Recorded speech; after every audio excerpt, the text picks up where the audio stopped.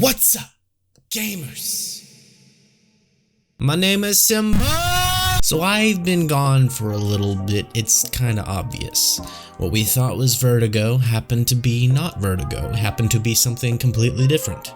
We don't know what it was. In fact, the doctors still don't know what it is. But I'm healing, so that's what's good. That's why I've been gone. That's why the lack of videos. Anyways, today we're gonna watch some scary videos, because I'm an original gamer. No, don't do it! No, don't do it! What you do is you follow me on Twitter at SlySymbol.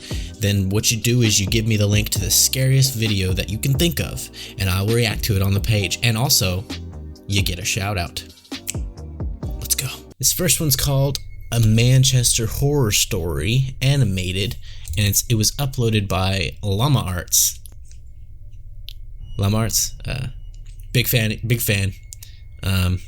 Subscribe to you. I'm a sub. Big fan of you.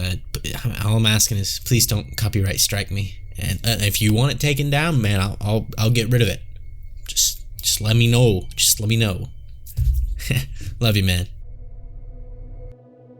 This is a story about how I became a 30-year-old male who is secretly afraid to be outside after dark in cities. I live in Manchester, in the UK, and it's widely regarded as a relatively safe and multicultural city. Good transport, friendly locals, and plenty to do. I don't live there anymore, but I'm proud to be from there, and I will always have one hometown. This took place in 2016, and the good old days. At the time, I was working for a company that hired me to work on contracts. So 4, 6, sometimes even 8 months abroad, and then 2 or 3 months at home. So when I was home, I made sure to see family and friends as much as possible, whether it be meeting and playing video games, a drink at the bar, playing sports, or traveling together. The incident took place when I was on my way home after a night out drinking, and I write this 4 years on since it happened. I still have PTSD from the incident, and think of this as my way of telling you all to be careful out there, as well as this being an opportunity for me. That's why your boy's got a gun. Protect people around you. How you gonna do that without a gun?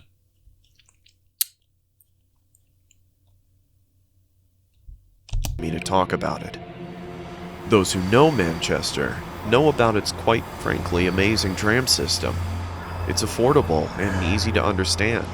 There is a tram station right near to my apartment, just outside the city center. I had been back in the country for 7 days and had arranged to meet my friends in the city for a reunion of sorts, drinking, dancing, and catching up. You know how that goes. It's important to note at this point that at the time there was a homeless gentleman that adopted the tram stop near my apartment as his own. He would always sit at the top of the stairs leading down to the platform, and whenever I used the tram, I would always see him without fail. It had even gotten to the point where we exchanged a friendly nod to each other every time. But this time, on the way to the city to meet my friends, everything changed. On any normal occasion, he would be sitting under the shelter at the top of the stairs, either asking passersby for money or just saying hello. But as I approached the top of the stairs, around 20 to 30 meters away, I saw him. And he stood up straight, almost too straight, with his chest out, just glaring right at me in the most menacing way. His brow was furrowed, his jaw was clenched, and he was breathing heavily. Do you want to fight? I could see his chest rising up and down with speed from now 20 meters away. Maybe drugs was involved or something. I was about to say. Why me? He's tweaking, I thought. Now, I'm not the biggest guy in the world. I'm 6 foot and athletic, but I don't believe violence is the answer.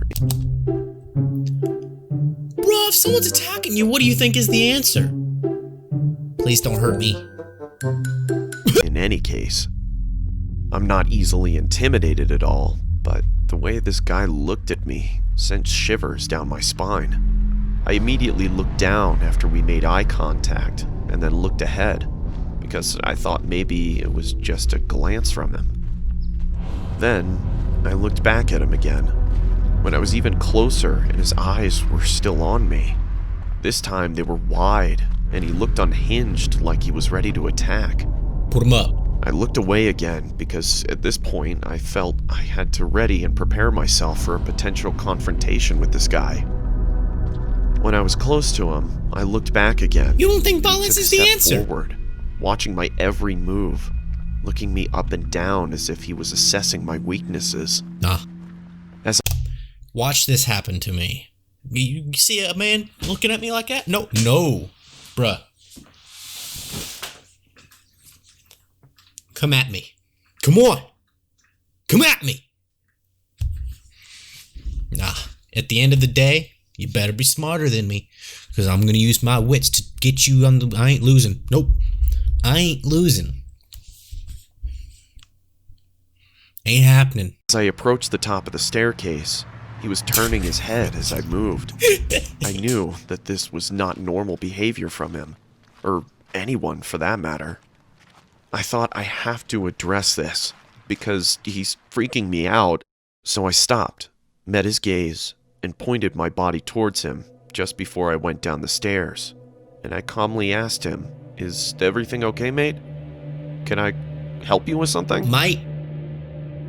Nothing. I got absolutely nothing as he looked into my What eyes. do you want?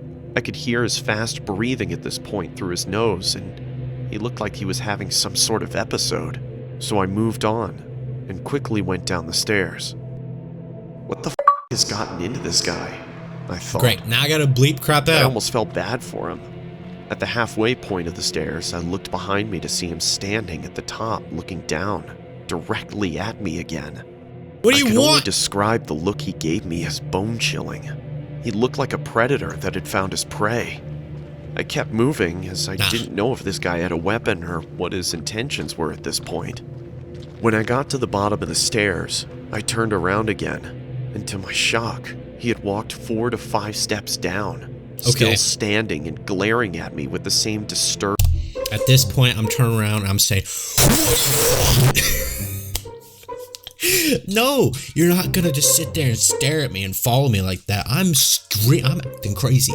You're gonna be running away from me after what I do. I'm gonna be like, hey, what you, I'm gonna act crazy. That's what you do in these moments. You act crazy. ...disturbed and angered look. He was clearly stalking me now. Sorry. I could feel my heartbeat in my ears, and sweat was forming on my forehead and palms. Luckily for me, the platform was very busy, and the tram I needed to catch was approaching. So I quickly immersed myself amongst the crowd of people getting onto the tram and found a seat. Wouldn't you know it, when I sat down and the tram started moving, I looked back towards the bottom of the staircase, and there he was, just glaring at me with this horrific, sinister grin on his face. I'm on a train. I did not feel safe. I felt targeted. Is she taking a picture of us? His head moved and followed the tram, looking me in the eyes as we moved away. The entire journey to the city I felt on edge, anxious, and all I could do was think about that guy. When I eventually got there, my friends automatically picked up on the fact that I seemed a little off. So I told them about the situation I was just in, which they just dismissed, saying that I was probably just being paranoid and that he'll be gone by the time I get back home. I agreed with them because I realized that he is usually only there during the daytime, so I enjoyed the night. We all drank, laughed, and even met some cute girls. Before I knew it, I was hammered, to the point where I had to look at my phone with one eye closed. Gosh, My don't balance ever do was that, off, guys. And I felt like I could throw up at any second. It's not worth it. It was around midnight and time to go home, so I said goodbye to my friends and arranged to meet the next weekend due to the success of this one. The last tram was approaching and I had to run drunk as a skunk to make it in time. I got onto the tram and when I got a seat and caught my breath, I remembered what happened at the tram station on the... Look at this guy. A man who thinks violence isn't the answer, rides home drunk, knowing there's a homeless man there who wants to kill him. What an idiot. On the way back to the city, I felt sober suddenly, and I was honestly on the verge of an anxiety attack. until I remembered that I never usually see the guy late at night, which was comforting for the remainder of my journey. The tram arrived at my stop and I got off. I just stood there for a second, surveying my surroundings. The platform was empty. The skies were clear, although dark. The air was warm, and the only sounds were the nearby traffic and the tram leaving the platform. I remember it like it was yesterday. I looked towards the bottom of the staircase on the platform leading to the street, and I took a deep breath. I approached the stairs and looked towards the top. Much to my relief, he wasn't there. Stage 1 over. Yes. Stage 2 was easy. Get to my building, which was about 150 meters away from the stairs. As I slowly walked up the stairs, trying to make as little noise as possible, my heart was in my throat. Is All he I could there? think about was what I would do if he was there. What are you I gonna was do? drunk and I didn't think fast enough. I arrived at the top and looked to my left, and what do you know? He's there. And as soon as I look at him, What did you his think? head snaps, and he's looking me in the eyes with the same terrifying look, almost foaming at the mouth like he's won a prize. He stands up slowly and turns to face his body towards me. Nope. At this point, I realized how tall he was. About 6'2", huge gray and dirty beard, almost skinny with a lean body type. I was almost pissing myself. So to break the tension, I just nodded at him and told him, "Good night, mate." And I walked on quickly towards my Good apartment. night, mate. I suddenly heard a deep, hoarse voice say, "You got any spare change?" Loud Sorry, bro, I only and got a card. obnoxious, I only got a which card. I turned and replied quickly whilst I was walking backwards. "No, mate, sorry. Have a good night, though," and walked on again. I was free, and my anxiety was disappearing. All I was thinking about was getting to my building as fast as possible. Then Then run. I heard what felt like No the one cares. loudest, most aggressive voice ever. "Hey!" I stopped, and I turned around so fast because What you he want? made me jump and scared me. What do you He want? was holding a knife, and it was pointed directly towards me. Then run. The nightmare scenario was playing out now, and I held my breath as he walked slowly towards me. I was definitely sober now, and I weighed up the options. I run and take a risk, or I start to negotiate with him. I thought, there is an ATM nearby, I can get some money and just go home. He was around 5 meters away, with the knife pointing towards me. I wasn't going to let myself die like this. He then said, "I'm going to ask you again. Do you have any spare change?" I told you the first time. couldn't No, tell I only have a whether I wanted card. to throw up or cry, but I had to get out of this situation. No one else was around that I could see or hear, and it was on me to get out of this. I Bite him. said to him, "Look, there is an ATM." I couldn't even finish my sentence, because he had thrown the knife at my face. It hit me just above my eye. Bruh. But now he doesn't have a weapon. He don't have a pick it up. Cutting me on my eyebrow, taking a chunk of skin clean off, and there was blood in my eye, partially blinding me, and there was blood all over my face almost immediately. Bruh, I pick was up the blinded and breathless. I fell to one There knee you in go. shock, and I barely saw the knife in front of me on the ground through Pick it my up. drunken, shocked, and partially blinded state. So I reached for it as fast as I could. He gonna grab the But it was blade. too late. He had already picked it up and Oh tackled me my to the ground. gosh. This. I yelled a guttural and deep shout for help down the street as he tackled me, holding the knife. A sound I didn't know I was capable of making, but the adrenaline was coursing through my veins now. He had the knife in his right hand and plunged it down towards my face, and the only thing I could do was put my hand in the way. Oh, I screamed in pain as the guy was on top of me. He had put the knife clean through my hand, in between the knuckles of my middle and index fingers, to be specific. I started to push back, and realizing how much specific. stronger I was than him. The tip of the blade was about 5 inches from my face, and then a miracle happened. I heard the voices of a group of people yelling. Hey, stop! Accompanied with their fast-running feet towards me on the tarmac. The guy's grip on the knife was weak suddenly, and he looked behind himself, clearly seeing the group approaching. They shouted Drop again, kick him. Someone yelling, just drop kick him. Get off him! and he jumped off of me. Unfortunately for me, he took the knife with him and ripped it out of my hands as he jumped to his feet and swiftly ran into the nearby woods. There were 5 people in total who came to my rescue. 2 of them initially chased the guy into the woods before I shouted, No, he has a knife! and hearing me say this, they let him go and started to call the police. This incident changed me for the better, and I wake up every day appreciating everything in my life. After the incident, I was rushed to the hospital and I had surgery to reattach the nerves in my hand 2 days. Could you imagine? Knife in your hand? Like someone's coming at you. They got a knife, and you don't know what the flip you're doing. And they come at you. They got this knife, and they go, "What's your reaction?"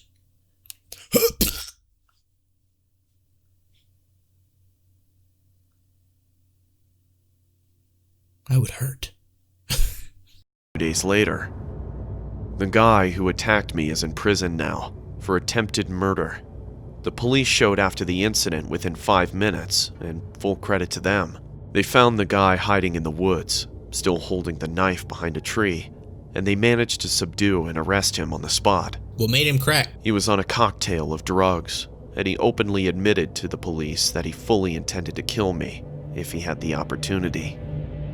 But this incident was simultaneously the best and worst thing that ever happened to me. You don't The look best, that bad. because I appreciate life so much more now. Facts. I talk to those I love every single day. Yes. All life is precious. Tomorrow Yes. is not guaranteed. All life is precious. What are you, Morgan from The Walking Dead? Because all life is precious, Daryl. Everybody turn! And we are all mortal. Yes, we are. Stay safe and alert. Yes, and we do are. not waste a moment, as you We're all don't gonna die. know who's going to be waiting around the corner. That's right. And that's why you get a gun. End of story. That was the first one, y'all. Thank you for sticking around to the end of the video. If you would like to support the channel, check out the merch link in the video description. Hit him up, guys. Llama Arts, you're awesome. This next video was uploaded by Wansee Entertainment, and it's called True Scary Discord Horror Story Animated. Let's get. My son used to be very active on something called Discord, which, Ooh, this man's voice. That's chilling. from what I understand, is a messaging app for people who play video games. It allowed him to talk to people from all over the world that play the same games as him. So at some point, he broke the news to us that he'd been talking to a girl over in the UK named Lori. She and he had become friends, playing some sort of pirate game, playing together most days and talking pretty much all the time when they weren't at their computers. And eventually, he just up and asked her if she wanted to be his girlfriend, and she says yes. It was definitely a new concept for someone like me who grew up at a time when cell phones weren't even a thing, but I understand that we live in the digital age where new methods of dating are coming to the fore, so I just tried. Any of you got a mom who brings you sushi for lunch? Give her an award. Mom of the Year. Sushi is the best thing on earth. To be happy for him, as any mom should when their kid gets their first girlfriend or boyfriend. Plus, with an entire ocean between them, it's not like I have to worry about them getting accidentally pregnant or something. However, one Sunday afternoon, my son emerges from his boy cave for what seemed like the first time in days. Walks You into worry the about TV other things, room though. where me and my husband are sat, and with a very concerned look on his face. We asked him what the matter was, and he just kind of shrugs, tells us everything is cool, and then just kind of wanders out again. So as you can imagine, me and my husband give each other a look as if to be like, what was that about? My husband gets up, follows our son into the living room before gently prodding him about anything that might be bothering him. From what he told me, our kid was just doing that typical boyish thing of pretending that everything was fine, but in a way that tells us that he's obviously upset about something. My husband then told me he asked after Lori, with our son responding in almost a visceral way of like, "Why are you always in my business? Blah, blah, blah." He'd obviously touched on a sore subject, so our general conclusion was that he and Lori had broken up, and he just didn't want to talk about it. We weren't about to press him on it, so we kind of just left him to it to get over and move on to someone new. But over the next month or so, our son seemed to get increasingly depressed. He'd spend more and more time up in his room, only ever coming out to go to school or eat dinner and then just retreating back to his little boy cave. That's not good. Like I said, we figured this was because he'd split up with his internet girlfriend, but one time my husband was walking past his room and blatantly heard him talking to someone via his little voice chat Discord thing, addressing them as Babe and, at one point, Lori. So apparently they're still talking at that point, but we still assume that they were having relationship issues, putting it down to the fact that they were like thousands of miles apart. I know long-distance relationships don't work at the best of times, even when people were just a few states away from each other, but these kids had an entire ocean separating them, so God knows how hard that must have been on them. Only, as we came to learn, that wasn't exactly the problem. It was something much, much darker. So as I said, our son seemed to be getting more and more depressed over the course of the month, and it got so bad that at one point me and my husband discussed getting him a therapist or something to nip the problem in the bud before it could morph into something. Got to stop right now. Nip it. Nip it in the bud. What in the bud? You and Jeff, that's what. Nip it. To nip the problem in the bud before it could morph into something less easy to deal with. But suddenly, out of apparently nowhere, he just perks up. One day he's looking better, feeling perkier, and is considerably more talkative. He actually seemed keener on spending more time with us too, which for a 16-year-old boy struck us as very unusual. I mean, not that we were complaining. It was nice seeing him feeling better about things, and we put it down to him meeting a new girl or just shutting out Lori from his life. This kind of sunny behavior carries on for like a week or so until one Saturday, when after coming down for breakfast, we don't see or hear from him for the rest of the day. Late in the afternoon, my husband goes up into his room, knocks on the door, and asks our son if everything is okay. He comes back down into the TV room, tells me there was no reply after knocking, then asks me if I'd seen him leave the house at all during the day. I tell him no, that if he had gone over to a friend's house or whatever, that he certainly hadn't let me know. Then my husband just kind of shrugs, tells me he has a headache, then walks off to the downstairs bathroom to get an aspirin from the medicine cabinet. Next thing I know, I can hear him springing down the hallway and up the stairs, his feet like boom, boom, boom as he rushed up to our son's room. I'm super confused, like what's going on, before walking out into the hallway. From where I'm standing, I can actually see into the downstairs bathroom, and what I see makes my blood run cold. We usually kept all our pain pills and other such medication in a little plastic first aid kit style thing. We kept that thing stuffed to the gills. And there it was, lying on the bathroom floor, almost completely empty. Then, like my husband before me, it hit me what had happened. So I sprint up to my son's room where I find my husband leaning over our boys. Wait. Did you just say husband? Son's room where I find my husband leaning over our boy's bed, shaking him like, "Wake up. Can you hear me? Wake up." There's a pool of puke sitting on the bed next to his head, and he's completely unconscious. And there are empty pill trays lying on the floor nearby. Seriously? As soon as I walk in, my husband runs back downstairs to call 911, and I take over the shaking and the wailing, begging him to open his eyes. Now, the only light in the room was coming from his computer monitor, so at one point I look over to it and see one of the most haunting things I'd ever seen in my life. On the screen is a webcam window from the Discord thing I mentioned, and it displays the body of a young girl that's just kind of dangling in midair. It took me a second to realize what I was looking at, but when I did, I almost screamed the house down. She was hanging from something. I tried not to look, I really did. I just tried to focus on my boy as his dad ran back upstairs with emergency services on his cell.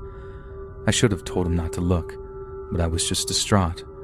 I could barely speak as he walks back into the room and starts describing our son's condition to the dispatcher on the other end of the line. He's frantically talking away when he does pretty much the same thing as me, turns around to see the webcam window open and the girl's body hanging on the screen.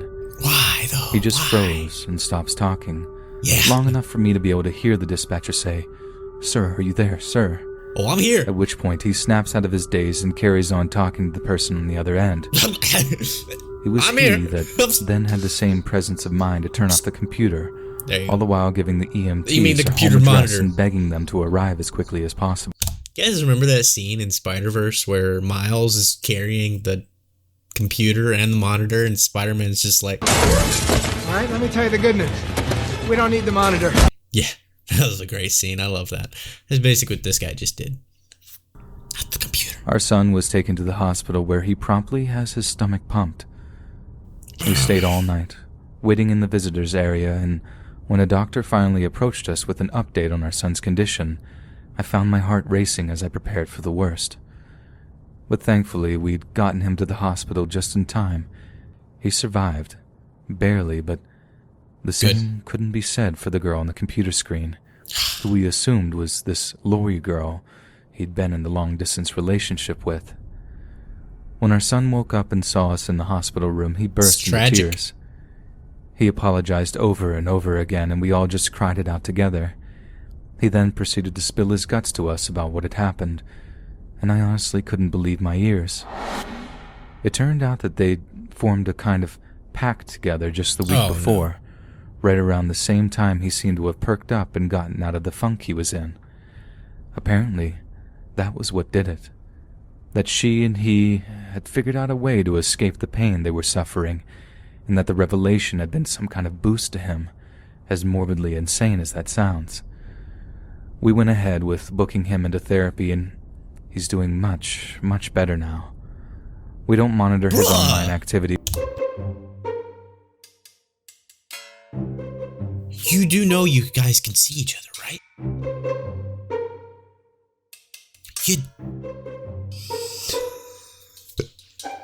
What? What? I love you. I love you. Let's kill each other. As he figured he'd just find a way to subvert us, but we definitely don't allow him to have a computer in his bedroom anymore. And since then, me and my husband have made an effort to acquaint ourselves with the darker corners of the internet, and believe me, there are some days I wish I hadn't. Because my God, are there some horrendous things out there. Why? Things I wish I'd never seen. Why? And that I'll never be able Why'd you look to it get up out then? of my head.